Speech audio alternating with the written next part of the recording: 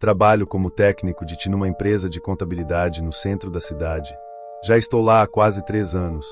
Mas tem uma coisa que ninguém quer fazer por lá, o chamado turno da madrugada.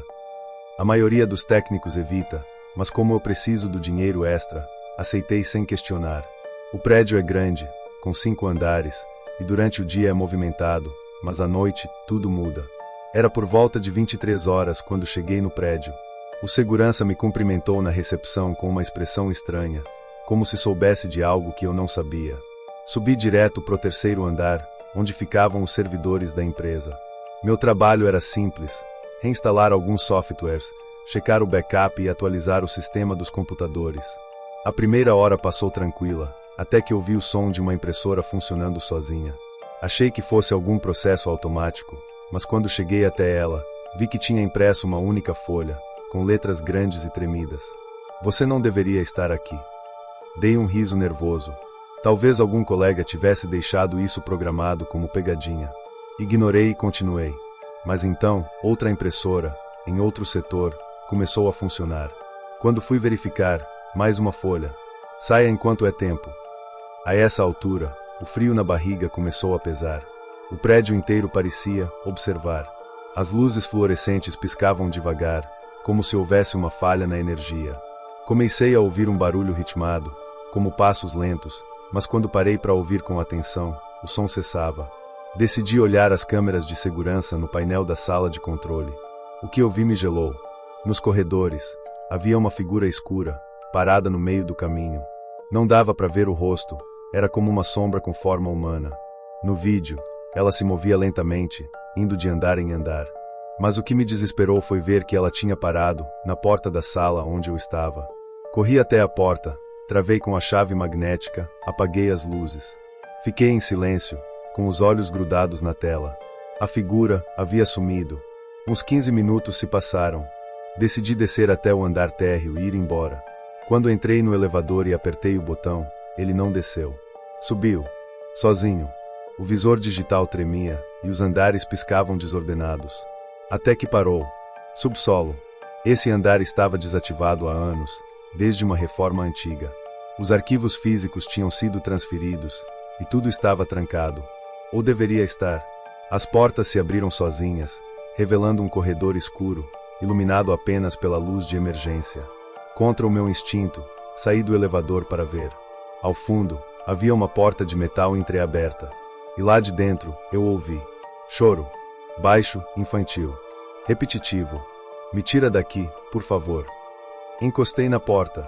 Ela abriu com facilidade. Dentro, pastas mofadas, armários velhos e marcas nas paredes. Unhas arranhando o concreto. E no canto, uma boneca sem olhos, caída de lado, com o nome Isabela escrito com marcador preto.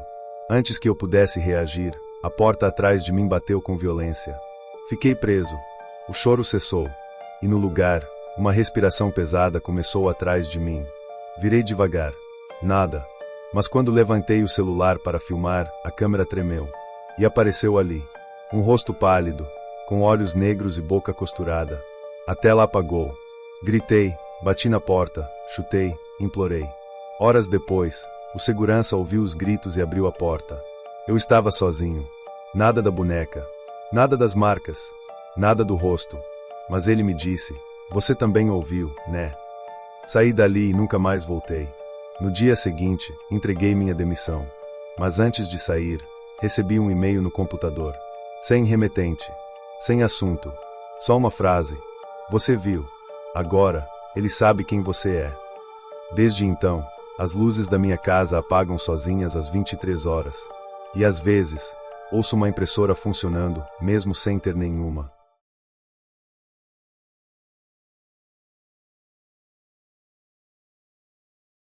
Trabalho numa empresa de atendimento ao cliente. Sabe aqueles escritórios cheios de baías, fones de ouvido, gente falando sem parar? Pois é, lá tem isso o dia inteiro. Mas no meu caso, é à noite. Faz uns meses, eu fui transferido para o último turno, aquele que vai das 18 horas às 23 horas. Quase ninguém fica depois das 21 horas. A maioria dos atendentes vai embora, e só sobra eu e mais 1 ou 2 analistas que ficam no fundo da sala. E na maioria das vezes, eles também saem mais cedo. Naquela noite, era uma terça-feira, chuvosa, céu escuro, vento forte e trovões de vez em quando. Eu estava sozinho no segundo andar. Os únicos sons eram o tic-tac do relógio, o zumbido da luz fluorescente e o som do meu teclado enquanto digitava um relatório. Foi quando o telefone tocou. Olhei para o visor. Sem número. Nenhuma identificação. Atendi, achando que era alguma ligação interna ou chamada de teste da central. Alô? Do outro lado, só silêncio, seguido de uma respiração baixa e ritmada. E então, uma voz suave, como um sussurro de criança. Você está escutando também? Fiquei paralisado. A voz parecia tão próxima, como se não estivesse do outro lado da linha, mas dentro da sala. Desliguei. Achei que fosse algum trote, talvez alguém testando o sistema. Mas menos de 2 minutos depois, o telefone tocou novamente. Outra baia. Outra ligação sem número. Atendi. Olha, quem for, isso não tem graça. A mesma respiração. A mesma voz. Ele está por perto. Nessa hora, gelei. Comecei a olhar ao redor. As baías pareciam normais. Nenhum som. Nenhum movimento. Só eu e os monitores ligados em modo de espera. Levantei devagar, fui até a mesa de onde veio a ligação. Ninguém. O telefone estava desligado, mas ainda piscava. Voltei para o meu lugar, com a sensação de estar sendo observado. Cerca de 15 minutos depois, todas as telas dos computadores ligaram ao mesmo tempo.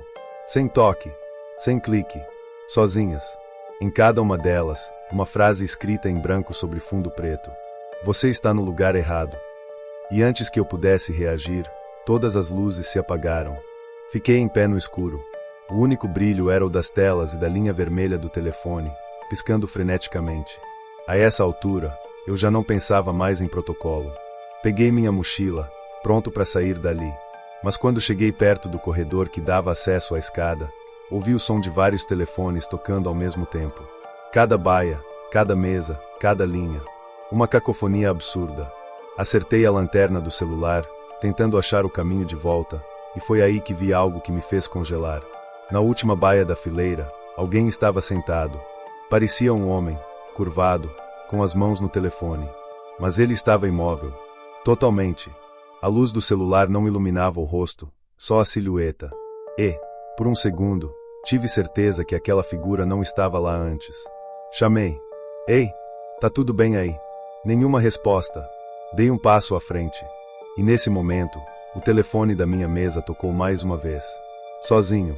Mesmo desconectado. Atendi, com a mão trêmula. A voz era minha. Você viu ele agora, né? Então agora ele sabe onde você está. Larguei o telefone e saí correndo. Desci pelas escadas sem olhar para trás. No térreo, os seguranças estavam olhando as câmeras. Perguntei se tinham visto mais alguém lá em cima. Eles se entreolharam e disseram: Cara, você estava sozinho o tempo todo. Pedi para ver as câmeras. No momento em que os telefones tocavam, as câmeras estavam em estática. Mas, por 2 segundos, uma imagem apareceu, eu, parado no meio do andar, e atrás de mim, alguém de terno escuro, com a cabeça inclinada para trás e a boca aberta demais. Como se estivesse prestes a gritar. Mas o mais assustador foi que eu não lembrava de ter parado naquele lugar. Desde então, eu me recusei a fazer plantão noturno. Pedi transferência. Disseram que iriam revisar o sistema. Mas tem algo que nunca contei para ninguém. Todas as semanas, no mesmo horário, recebo uma ligação no meu celular. Sem número. Atendo, mesmo sabendo o que vou ouvir. Aquela mesma voz, idêntica à minha, dizendo: Ele ainda está aí. Mas agora, ele está mais perto.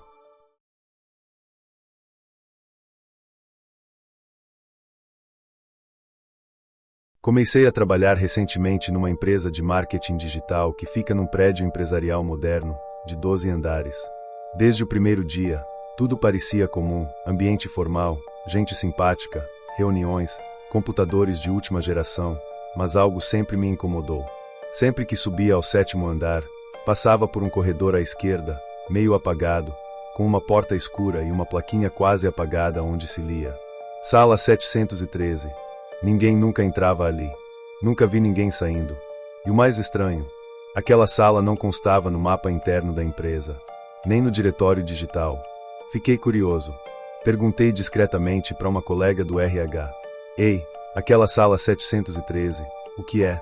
Ela franziu a testa, confusa. Sala o quê? 713. A porta no fundo do corredor, perto da copa. Ela balançou a cabeça. Ali não tem sala nenhuma. A numeração vai até a 712. Achei que fosse brincadeira. Mas todos que eu perguntei deram a mesma resposta: não existe. Cheguei a pensar que talvez fosse um depósito ou algo esquecido na reforma. Até que eu tive um sonho. Estava no corredor do 7º andar, parado diante da porta da 713. O ambiente era escuro e silencioso. Quando entrei, vi uma sala cheia de estantes antigas, fichários cobertos de poeira e um forte cheiro de mofo. No centro da sala, uma escrivaninha antiga, com uma fita de gravação rodando sozinha, e vozes. Muitas vozes sussurrando frases sem sentido. Acordei suando frio. Mas o mais estranho foi o cheiro de papel velho que ainda sentia no ar, mesmo já desperto. No dia seguinte, voltei ao andar 7. E a porta da 713 estava entreaberta. Juro que hesitei por vários minutos. Mas a curiosidade foi mais forte. Empurrei devagar. O interior estava escuro, mas visivelmente antigo, destoando do resto do prédio moderno. Entrei. Era exatamente como no sonho. Fichários, poeira, estantes altas e, sobre a mesa no centro, uma fita cassete rodando, com um gravador velho emitindo sussurros indecifráveis. Me aproximei. E foi aí que vi. A fita tinha a etiqueta com o nome, meu nome. O chão pareceu tremer. A sala inteira ficou mais escura. Tentei voltar, mas a porta havia desaparecido. No lugar, só uma parede. Lógica nenhuma. Era como se eu estivesse em outro lugar. As vozes começaram a ficar mais altas, repetitivas, como um eco dentro da minha cabeça. Algumas diziam: volte no tempo. Você já esteve aqui. Você nunca saiu. As estantes começaram a se mover sozinhas, como se respirassem. E as luzes piscavam com violência. Uma sombra passou correndo no canto da sala, derrubando papéis e pastas no chão. Peguei meu celular. Sem sinal. Mas a lanterna funcionava. E quando apontei para um dos espelhos antigos da sala, vi meu reflexo. Só que ele não me acompanhava. Enquanto eu levantava a mão, meu reflexo sorria. Foi aí que desmaiei. Quando acordei, estava no saguão do prédio, com a cabeça apoiada numa das poltronas da recepção. Uma recepcionista me sacudia, preocupada. Perguntou se eu estava bem. Disse que me encontrou ali por volta das 3 horas da manhã. Como assim? Eu estava no 7º andar, na sala 713. Ela olhou assustada. Que sala? Eu insisti, disse que podia mostrar. Subimos juntos. Mas ao chegar no andar, a porta havia sumido. No lugar, só parede. Como se nunca tivesse existido. Pedi afastamento logo depois disso. Disse que estava com estafa. Mas até hoje, recebo e-mails estranhos, sem remetente, com anexos corrompidos que só têm uma palavra no assunto. 713. E o pior, outro dia, recebi um envelope na minha casa, com uma fita cassete. O nome escrito nela era o da minha irmã. E ela desapareceu em 2007.